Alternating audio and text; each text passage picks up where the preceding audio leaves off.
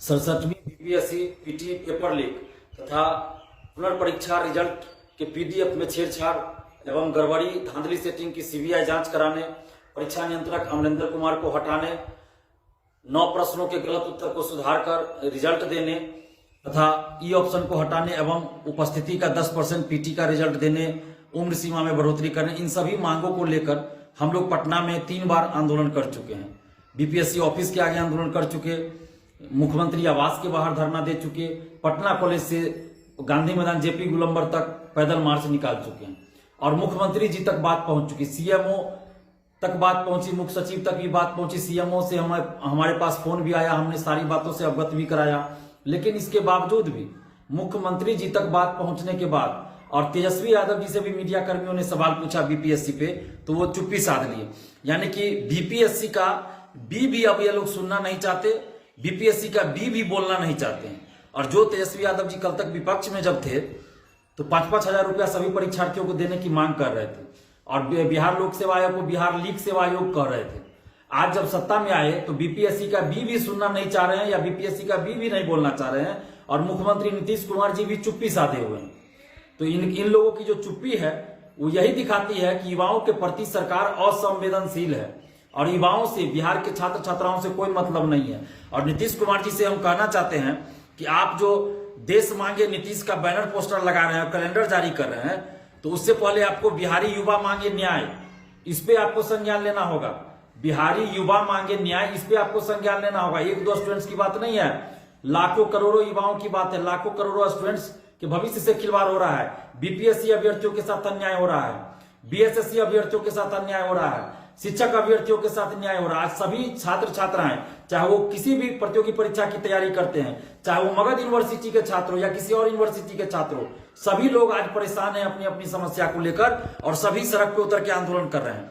और आप बिहारी युवाओं के साथ न्याय न करके आप देश मांगे नीतीश का बैनर पोस्टर लगा दीजिएगा, कैलेंडर जारी कर दीजिएगा, तो इससे नीतीश कुमार जी आप प्रधानमंत्री नहीं बन जाइएगा।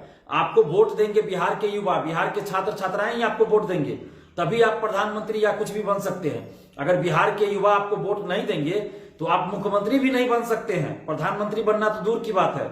तो इसलिए नीतीश कुमार जी कम से कम अभी भी आप नींद से जगिए और बिहारी छात्र छात्राओं के साथ न्याय कीजिए और बीपीएससी में जो अन्याय हुआ है तो न्याय कीजिए आप और समस्त छात्र छात्राओं को न्याय दीजिए, ताकि इन छात्रों की जो मांगे है उनको पूरा कीजिए। और सीएम मुख्यमंत्री जी तक जब बात पहुंच गई उसके बावजूद भी ये लोग चुप्पी साधे हुए हैं, तो बड़े आश्चर्य की बात है। तो अगली बार जब विधानसभा चुनाव हो या लोकसभा चुनाव हो, तो जिस तरह से हम लोग को अभी आप लोग बैरिकेटिंग करके रोक देते हैं जब आंदोलन करते हैं सही मांग को लेके, तो जब इलेक्शन में आप लोग आइएगा, चाहे कोई भी पार्टी के लोग हो, विपक्ष को भी चाहिए था, अभी जो बीजेपी आज विपक्ष में है, कल वो भी सत्ता में थी, उस समय भी बीजेपी ने भी सीबीआई जांच के लिए कुछ नहीं किया। जब सत्ता में थी तो भी चुप थी, बीजेपी सत्ता में थी तो भी चुप थी। उस समय दरोगा बहाली के समय भी बीजेपी सत्ता में थी, बीपीएससी में पेपर लीक हुआ उस समय भी बीजेपी सत्ता में थी, तो उस समय चुप थी, सीबीआई जांच का कभी समर्थन नहीं की, ना एक शब्द बोला।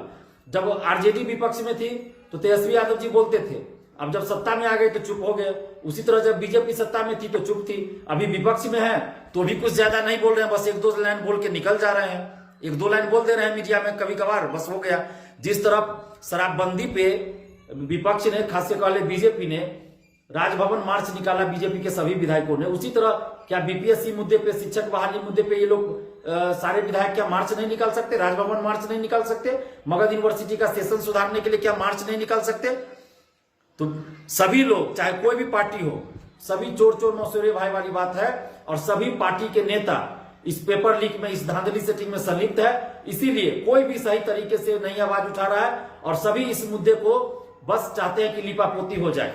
शराबबंदी पे दिन रात हंगामा हो रहा है विधानसभा में और विधानसभा के बाहर, लेकिन जो लाखों करोड़ों युवाओं के भविष्य से जुड़ा मुद्दा है उस पर भी तो होना चाहिए। हम ये नहीं करें कि शराबबंदी पे आप नहीं बोलिए, जो बोलना है बोलिए, आपका ये लोकतांत्रिक अधिकार है। लेकिन जो 9 लाख और 6 लाख स्टूडेंट्स के साथ जो अन्याय हो रहा है बिहार में, बीएसएससी अभ्यर्थियों के साथ और बीपीएससी अभ्यर्थियों के साथ, शिक्षक अभ्यर्थियों के साथ, तो उस पर भी तो सभी को बोलना चाहिए। लेकिन सभी नेता और सभी पार्टियां, चाहे वो सत्ता पक्ष में हो या विपक्ष में, सभी इस पे चुप है। तो कहीं ना कहीं ये दिखाता है कि सभी पार्टियों सभी नेताओं की इसमें संलिप्तता है धांधली सेटिंग में, इसीलिए सभी चुप है। तो जिस तरह हम लोग अभी आंदोलन करते हैं तो ये लोग बैरिकेटिंग कर लेते हैं, बैरिकेटिंग करके रोड पे हम लोग को रोकते हैं। तो बिहार के समस्त छात्र छात्राओं से हमें अपील करेंगे कि जब अगली बार चुनाव में ये लोग आगे, कोई भी पार्टी के नेता हो, तो आप लोग भी अपने अपने मोहल्ला अपने अपने गांव में बैरिकेटिंग कर दीजिए और किसी भी पार्टी के नेता को घुसने मत दीजिए।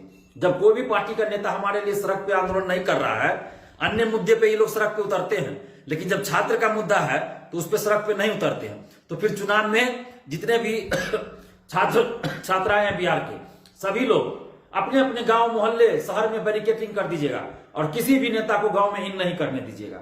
यही इन लोगों के लिए सबसे बड़ी सजा होगी, सबसे बड़ा सबक होगा। और किसी भी नेता को, किसी भी पार्टी को वोट नहीं देना है। आप लोग सोशल साइट्स पे भी इस मुहिम को चलाइए कि अगले इलेक्शन में हम लोग सभी नेताओं का बहिष्कार करेंगे। अगर हो सके तो नोटा का बटन दबाएंगे, नोटा का बटन दबाएंगे, ये मंजूर है। नया विकल्प ढूंढने के ये मंजूर है, लेकिन वर्तमान में जितने भी पार्टियां, जितने भी नेता किसी को वोट नहीं देंगे। इसलिए नीतीश कुमार जी, अभी भी हम अपील कर रहे हैं, आपसे विनती कर रहे हैं कि आप छात्रों के साथ न्याय कर लीजिए, छात्रों के साथ न्याय कीजिए, बीपीएससी अभ्यर्थियों के साथ न्याय कीजिए, शिक्षक अभ्यर्थियों के साथ न्याय कीजिए। नहीं तो फिर ऐसा ना हो कि सभी नेताओं के लिए एंट्री ही बंद हो जाए गांव में मोहल्ला में, क्योंकि बिहारी छात्र, बिहार के छात्र छात्राएं, बिहार के युवा अब चुप नहीं बैठेंगे। तो इसलिए नीतीश कुमार जी, अभी भी समय है, आप बीपीएससी अभ्यर्थियों के साथ न्याय कीजिए। और जिस तरह से मेंस से 18 दिन पहले पैटर्न बदल दिया जाता है मेंस का, तो ये सब कहीं ना कहीं दिख रहा है कि जो लोग मेरिट से पीटी पास भी किए हैं ना, उनको भी मेंस से जबरदस्ती बाहर करना है। और बीपीएससी मेंस और सीजीएल 3 पीटी देखिए लगभग 4-5 दिन के गैप में लिया जा रहा है। क्यों? ताकि 67वीं बीपीएससी में जो सीटों की बोली लगी है तो उसमें कोई दिक्कत ना हो। जो मेरिट से पीटी पास किए हैं उनको किसी तरह ऐसा पैटर्न कर दो, ऐसा एग्जाम लो, इस तरह से एग्जाम लो कि ये लोग बहुत उत्साहित हो जाए और मेंस इनका अच्छा ना जाए और ये लोग मेंस से बाहर हो जाए। तो 67वीं में सीटों की जो बोली लगी है, तो नीतीश कुमार जी आप न्याय कीजिए और शिक्षा माफियाओं पर कार्रवाई कीजिए और बीपीएससी अभ्यर्थियों के साथ आप न्याय कीजिए, ताकि छात्रों का जो मोह भंग आपसे हो गया है, सभी नेताओं से हो गया है, तो कम से कम आपके पक्ष में आ जाए। नहीं तो फिर नीतीश कुमार जी, बिहार के युवाओं का मोह भंग हो चुका है इन सभी नेताओं से, आपसे भी हो चुका है, सत्ता पक्षों विपक्षों सभी नेताओं से, सभी पार्टियों से युवाओं का मोह भंग हो चुका है। अगर न्याय नहीं मिला, अगर बीपीएससी अभ्यर्थियों को न्याय नहीं मिला, तो आगे से चुनाव में हम लोग सभी नेताओं पार्टियों का बहिष्कार करेंगे। धन्यवाद, जय हिंद।